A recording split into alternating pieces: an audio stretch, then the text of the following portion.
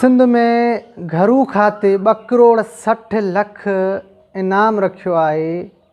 सिकंदर ते, रहज़न ते, अरब ते, कुंदराणीअ ने, के जागीराणीअ ने, के मुगेरीअ ने, के केरन के केरन 2 करोड़ 60 लख।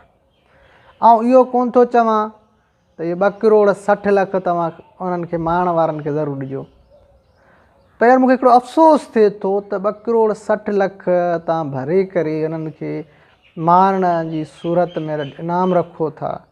मां सिर्फ़ु एतिरो ई चवंदुमि तव्हां 2 करोड़ 60 लख इहो उन्हनि जी तइलीम ते ख़र्चु छो न कयो। इहो 2 करोड़ 60 लख तव्हां इन ते ख़र्चु छो न कयो त इन्हनि ते को एमफिल करे, को PhD करे। त मेन रीज़न छा आहे त इन्हनि माण्हुनि खे हथियार केरु थो ॾिए, छो था खणनि, क़बाइली तकरारनि जो सबबु छा आहे, इन्हनि खे खाद खुराक जो छा मसइला आहिनि। तव्हां दालिलनि जी बरबरीअत ज़ुल्म यकीनन ॾिठो, मां बि ॾिठो, ऐं उन्हनि जो ज़ुल्म जेको आहे बिल्कुलु नाक़ाबिले बर्दाश्त आहे। उन्हनि जे मथां एक्शन खयो वञे, पर यार तव्हां उन्हनि जे लाइ कयो छा आहे सवाइ इन जे।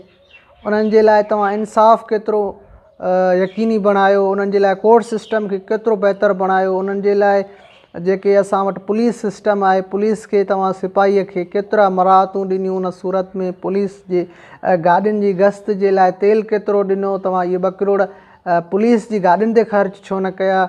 इहे 2 करोड़ 60 लख तव्हां उतां जे माण्हुनि जी सोशल वेलफेयर लाइ कमु छो न कयो। उतां जी तइलीम जे लाइ, उतां जे रोज़गार जे लाइ इहा 2 करोड़ 60 लख जी जेकॾहिं उते फैक्ट्री लॻे आहे त मां सम्झां थो इहे धाड़ियल बि रोज़ी रोटीअ वारा हुजनि। न तव्हां कचे में सिर्फ़ु उन्हनि खे छूट छो ॾिनी, एतिरो उहो अॻिते छो निकिता।